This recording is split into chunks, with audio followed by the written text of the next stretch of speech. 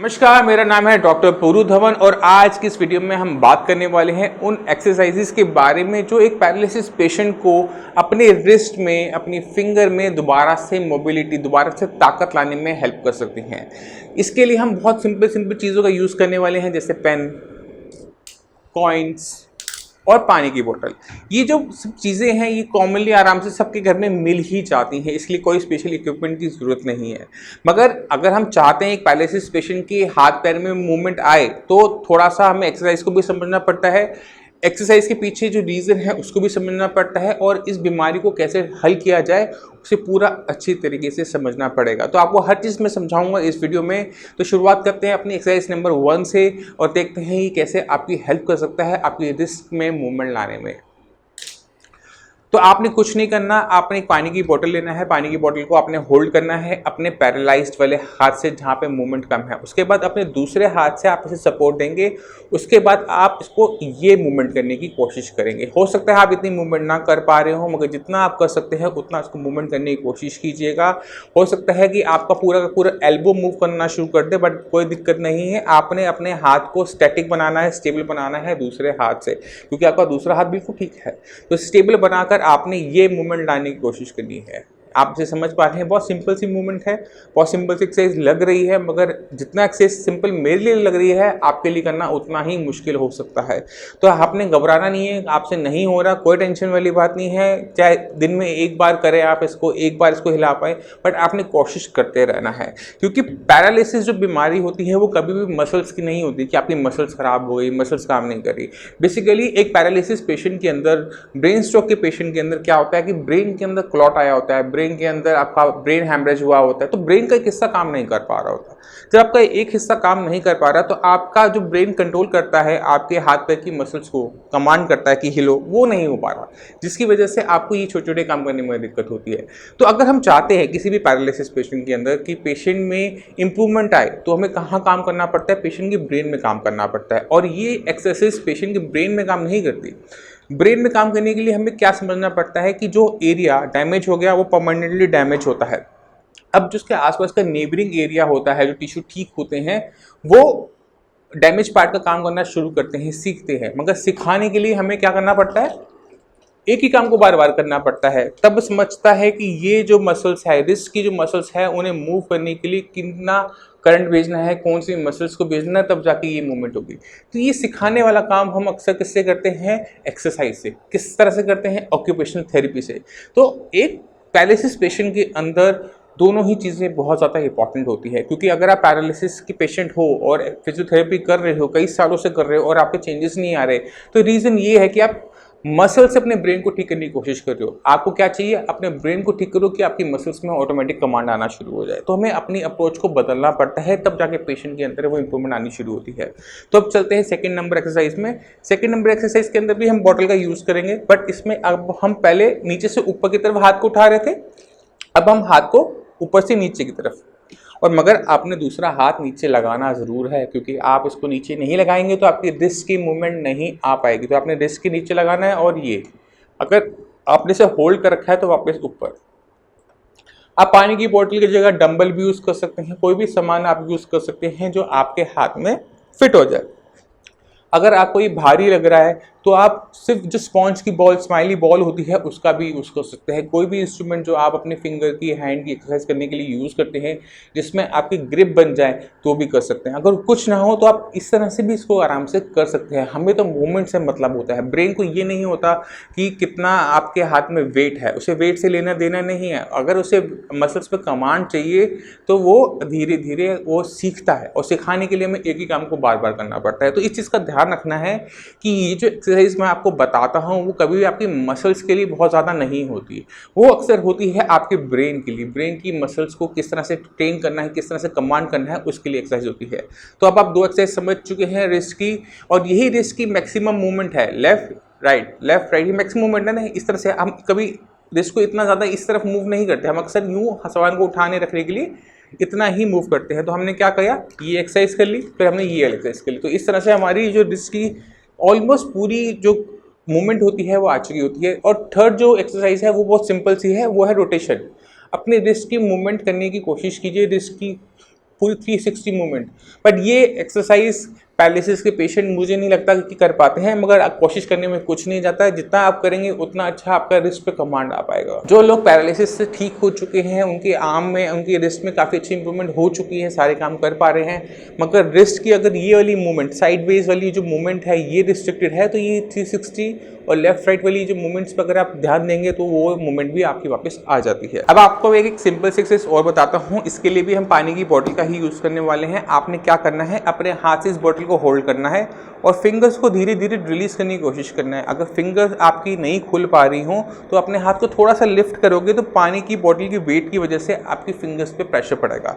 और आपने क्या करना है, अपने फिंगर को रिलीज करना है। इसको जो रिलैक्स करोगे तो क्या होगा कि ये हाथ आपके धीरे धीरे धीरे धीरे इस तरह से बोतल लुढ़क जाएगी। इसे रोलिंग बॉटल एक्सरसाइज कहते हैं। इसी तरह से आप दोबारा अपने हाथ में इस बॉटल को फंसाएंगे और उसके बाद यही करेंगे, आप इसको अपने हाथ से बाहर जाने को देने की कोशिश करेंगे कि बॉटल आपके हाथ से बाहर चली जाए। क्योंकि पैरालिसिस पेशेंट के अंदर क्या देखा जाता है कि मसल्स बहुत कॉन्ट्रैक्ट कर जाती है, स्पाज्म होता है, वो चीज़ों को पकड़ तो लेता है, छोड़ नहीं पाते। तो ये एक्सरसाइज पेशेंट को चीज़ों को छोड़ने में हेल्प करती है। तो यहाँ पर भी मसल्स का कोई लेना देना नहीं है, यहाँ सब कुछ आपके ब्रेन से हो रहा है। क्योंकि आप क्या कर रहे हो, इस बॉटल को देख रहे हो और उस बॉटल का जो वेट है अपनी फिंगर्स में फील कर पा रहे हो, और ये आपको फील करवाती है कि ये बॉटल आपके हाथ से बाहर जाना चाहती है।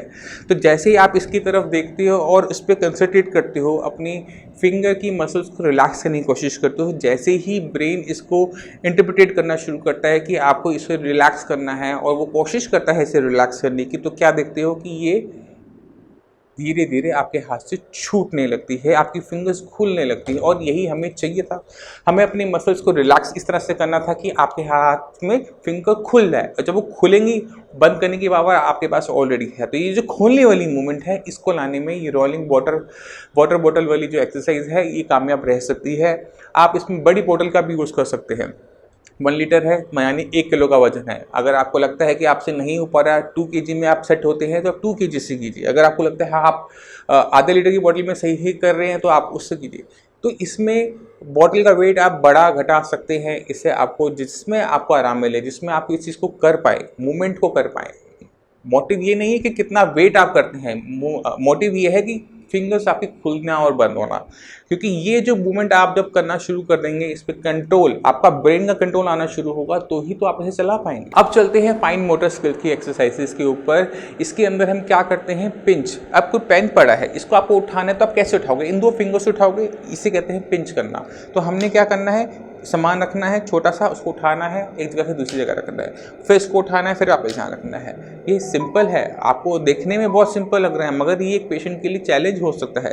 पेशेंट की फिंगर्स उसको सही तरीके से ग्रिप कर नहीं कर पाएंगी, वो जहाँ उसको ले जाना चाहते हैं वहाँ नहीं जा पाएंगी। अगर वो ले जाना चाहते हैं पेन की तरफ तो हाथ थोड़ा सा लेफ्ट की तरफ जा रहा होगा या राइट की तरफ जा रहा होगा, बट सेंटर पे एग्जैक्ट पॉइंट पे नहीं जा रहा होगा। मगर जब पेशेंट उसे करने की कोशिश करता है, अपने हाथ को देखते हुए उस चीज़ को पकड़ने की कोशिश करता है, तो बेसिकली वो इसे लिंक कर रहा होता है इस ऑब्जेक्ट के साथ। और ये जो मूवमेंट है, ये जो ब्रेन इसे इंटरप्रेटेट करना शुरू करता है, उसको पता लग जाता है कि ये आपका हाथ सामान तक नहीं पहुंच पाएगा, लेफ्ट जाएगा, राइट जाएगा, नहीं पकड़ पाएगा, ढंग से नहीं पकड़ पाएगा, सेंटर में नहीं पकड़ेगा, साइड में पकड़ेगा, तो वो उस चीज़ को ठीक करने की कोशिश करना शुरू करता है। और यही हमें चाहिए था। तो जब आप साइंस इंजीनियरिंग में ट्रीटमेंट स्टार्ट करते हैं, आप मेडिसिन लेना शुरू करते हैं, तो आपके ब्रेन के अंदर बहुत अच्छी तेज़ी से चेंजेस आने शुरू होते हैं, ब्रेन सीखना शुरू करता है।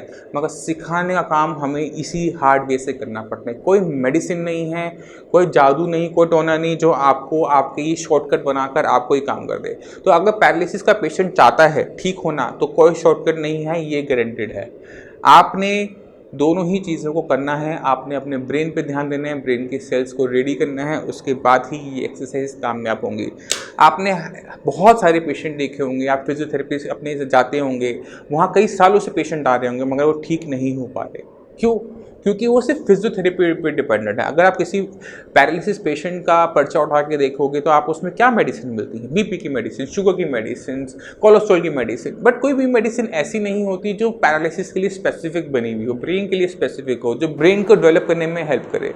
ये जो मेडिसिन होती हैं, ये साइंस इंजीनियरिंग आपको प्रोवाइड करता है, और साथ में आपको प्रोवाइड करता है गाइडेंस। क्योंकि साइंस इंजीनियरिंग का जो एक्सपीरियंस है पैरालिसिस पेशेंट के साथ, वो बहुत पुराना है। और जब हम अपने इतने पेशेंट्स को देखते हैं, उनकी जो ठीक नहीं हो पाते, वो हमें बहुत कुछ सिखा जाते हैं। तो इतने सालों में इतना एक्सपीरियंस के बाद हम ये तो समझ गए हैं कि अगर हम एक पैरालिसिस पेशेंट को ठीक करना चाहते हैं और जो काफ़ी पुराना है, उसके लिए हमें दोनों ही चीज़ों पे ध्यान देना पड़ता है, ब्रेन से लेकर आप पेशेंट की एक्सरसाइज, सब चीज़ों पे ध्यान देना पड़ता है। और जो लोग ये सोच रहे हैं कि ये एक्सरसाइज कर लेने से मेरा ब्रेन ठीक हो जाएगा, आप लगे रहिए, आपको नुकसान कुछ नहीं होगा, बट जहाँ तक मेरा एक्सपीरियंस है आपको बहुत ज़्यादा फ़ायदा भी नहीं होगा। अगर पेशेंट चाहता है कि अपनी पूरी मूवमेंट वापस लेना, पहले की तरह वापस होना, तो उसको हर बीमारी को गहराई से समझना पड़ता है, तब जाके पेशेंट ठीक होता है। अब हमने बहुत ज़्यादा बातें कर ली, अब चलते हैं अपने एक्सरसाइज के ऊपर। तो अब मेरे पास कुछ कॉइन्स हैं। ये कॉइन्स बहुत पतले पतले होते हैं, टेबल पे जब पड़े होते हैं तो इनको पकड़ने में दिक्कत होती है, क्योंकि इनको आपको अपने नेल से उठाना पड़ता है। अब नेल से उठाने के लिए जब आप पेशेंट को बोलेंगे तो ये काम पेशेंट के लिए मुश्किल है, पेशेंट से वो मिस हो जाएगा। पेशेंट, क्योंकि ये चीज़ छोटी सी है ना कॉइन, ये उसको पकड़ने में से दिक्कत होगी।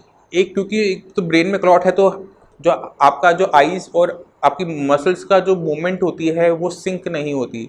अक्सर छोटी चीज़ को पकड़ने के लिए, जैसे मैंने पेन में बताया, कि वो सही जगह पे नहीं जा पाता। तो इसमें क्या हो रहा होता है कि eye and hand coordination, brain and hand का कोऑर्डिनेशन जो होता है वो आना शुरू करता है। आप अपने हाथ को पिन पॉइंट कर पाते हो कि उसको कहाँ से चीज़ को पकड़ना है। क्यों? क्योंकि चीज़ अब छोटी है। अब जब आप इसको पकड़ते हैं तो अब आपने क्या किया, अब ये जैसे किसी सुई को उठाना मुश्किल होता है पेन के कंपैरेटिव में, क्योंकि सुई छोटी होती है, उसमें आपको नील्स यूज़ करने पड़ते हैं। इसी तरह से क्योंकि कॉइन पेन से पतला है और इसको उठाने के लिए आपको स्पेसिफिकली कॉइन के नीचे जाकर नीचे से फोर्स लगाना पड़ता है इसे उठाने के लिए। ठीक है, तो ये एक्सरसाइज पेशेंट के लिए हेल्पफुल रहती है, पेशेंट की फाइन मोटर स्किल्स को डेवलप करने में। आपने कॉइन्स उठाने हैं एक एक करके और फिर से गिरा देने हैं। इस तरह से आप एक्सरसाइज कर सकते हैं। अगर आपको लगता है कि ये मुश्किल हो रही है तो आप एक काम करें, आप कॉइन के ऊपर एक के ऊपर एक पाइल बना लीजिए। अब इससे क्या होता है कि एक के ऊपर एक धार लगने की वजह से कॉइन को थोड़ी सी हाइट मिल जाती है। अब जब हाइट मिल गई तो एक चीज़ तो ऑब्वियस है कि अब चीज़ों को उठाना आसान हो जाएगा। जब आपने उठाना है तो आपने कोशिश करनी है कि आपने इस पाइल को गिराना नहीं है। मैंने तो 4-5 कॉइन का पाइल लगाया है, आप थोड़ा सा ऊंचा लगा सकते हैं, 10 कॉइन्स मेरे ख्याल से सही रहेंगे। आपने एक एक कॉइन को उठाना है और कोशिश करना है कि उठाए, पाइल को बिना गिराए आपने उठाना है। अगर आप ये एक्सरसाइज करना सीख जाते हैं तो आपके हाथ में फाइन मोटर स्किल्स आनी शुरू हो जाती हैं। और जब आप ये करेंगे तो आपको अपनी एल्बो तक पेन महसूस हो सकता है, क्योंकि आपको अपने फिंगर की मसल्स को कंट्रोल करने के लिए जो कमांड, जो स्ट्रेंथ आएगी वो आपको अपने इस पार्ट से आएगी, इस पार्ट से, आपकी एल्बो से लेके आपकी रिस्ट तक की। तो आपको यहाँ पे मसल्स में स्पाज्म महसूस होना नॉर्मल चीज़ है।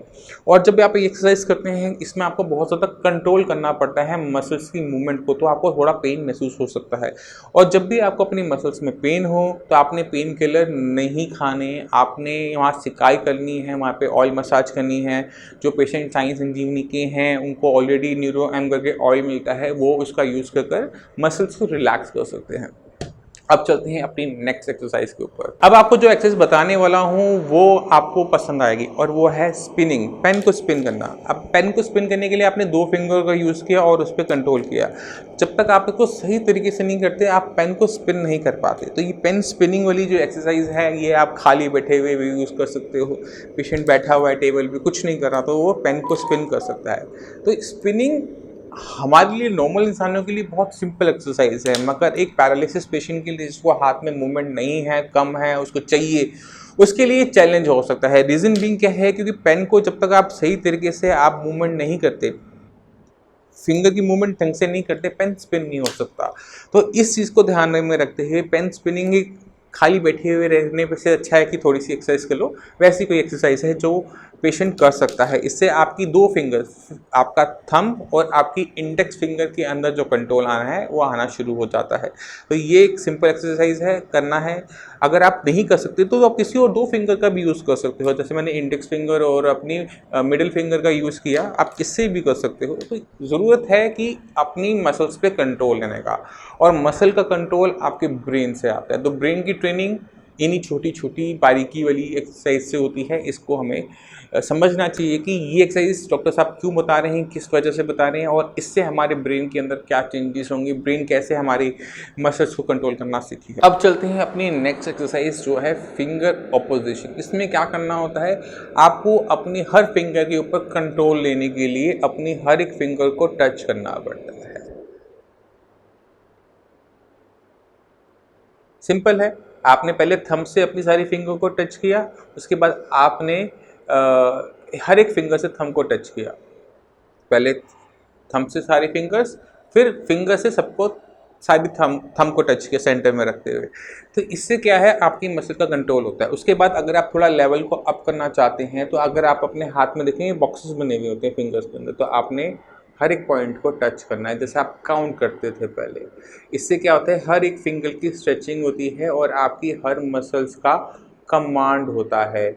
आपने इस तरह से अपने सारे हाथ की फिंगर्स को यूज़ कर सकते हो आराम से अपने फिंगर की स्ट्रेचिंग करवाने में, फिंगर की मूवमेंट को कंट्रोल करने में, क्योंकि यही फिंगर हैं जो चीज़ों को आपको पकड़ने में हेल्प करेंगी और यही फाइन मोटर स्किल्स कहा जाता है इनको। इसी से आप बटन बंद कर पाएंगे, इसी से सुई में धागा डाल पाएंगे। तो ये जो कमांड लानी होती है हमें, इसके लिए हमें ब्रेन की ट्रेनिंग, ये जो हम एक्सरसाइज कर रहे हैं ये मसल्स के लिए नहीं है, ये यहाँ के लिए है, ब्रेन के लिए है। ब्रेन के जो नए सेल्स आपके हाथ की मसल्स को कमांड करने वाले हैं, उनकी ट्रेनिंग पर्पस के लिए ये एक्सरसाइज आपको बताई जाती है। तो ये थी सिंपल एक्सरसाइजेज जो एक पेशेंट को हेल्प करती है अपने हैंड के अंदर, अपने फिंगर के अंदर दोबारा से कंट्रोल लाने में, कि उसका ब्रेन इन मसल्स को दोबारा से कंट्रोल करना सीख जाए, उस पर कमांड लेकर आ सके। तो जितने भी पेशेंट हैं पैरालिसिस की इस वीडियो को देख रहे हैं, वो इस बात को अच्छे से जान लें कि सिर्फ मसल्स को हिलाने से आपका ब्रेन ठीक नहीं होगा, क्योंकि ये काम आप पिछले कई सालों से कर रहे हो, कई महीने से कर रहे हो। और अगर आपके अंदर चेंजेस नहीं आ पा रहे, इसलिए नहीं आ पा रहे क्योंकि आपके ब्रेन के अंदर चेंजेस नहीं आ रहे। तो हमें सबसे पहले चेंजेस अपने ब्रेन के अंदर लेकर आने पड़ते हैं, ब्रेन के नए एरिया को एक्टिवेट करना पड़ता है। उसके बाद आपको उसे ट्रेन करना पड़ता है, सिखाना पड़ता है। जो काम हमने बचपन में किया था, अपने बड़े होते समय जब अपनी मसल्स को कंट्रोल करना सीखा था, वही काम हमें अब करना पड़ेगा अपनी मसल्स को कंट्रोल करने का, क्योंकि अब हमारा ब्रेन सीखना भूल जाता है। इसे सिखाने के लिए हमें शुरुआत करनी पड़ती है और उसमें मदद करती है आपकी साइंस संजीवनी। तो अगर आपको पैरालिसिस है या पैरालिसिस रिलेटेड कोई भी दिक्कत है तो नीचे दी हुई नंबर पर कॉल करके साइंस संजीवनी के डॉक्टर से आप फ्री ऑफ कॉस्ट कंसल्टेशन ले सकते हैं। आप अपॉइंटमेंट लेके मुझसे भी आकर मिल सकते हैं। आप हमारी साइट sciencesanjeevani.com पर जाकर भी पैरालिसिस रिलेटेड और वीडियो को देख सकते हैं। मैं उम्मीद करता हूँ इस वीडियो से आप काफ़ी कुछ समझ गए होंगे। फिर भी माइंड में कोई डाउट हो, कुछ भी पूछना चाहते हो तो नीचे कमेंट सेक्शन में कमेंट कर भी आप हमें बता सकते हैं। अब इसी के साथ आप भी चलने के आगे चाहेंगे, मिलते हैं अगली वीडियो में। और अगली वीडियो में हम बात करेंगे थंब की एक्सरसाइजेस के बारे में, कि कैसे सिर्फ थंब और थंब की एक्सरसाइज कैसे की जा सके, क्योंकि आपके हैंड के अंदर आपकी जो फिंगर्स होती है उसमें थंब सबसे ज़्यादा इंपॉर्टेंट होता है, क्योंकि सबसे ज़्यादा लोड बेयरिंग यही होता है, सबसे ज़्यादा कंट्रोल आपको चीज़ों के अंदर आपका थंब देता है। तो थंब की एक्सरसाइज कैसे करेंगे नेक्स्ट वीडियो में, तब तक के लिए धन्यवाद। मिलते हैं अगली वीडियो में।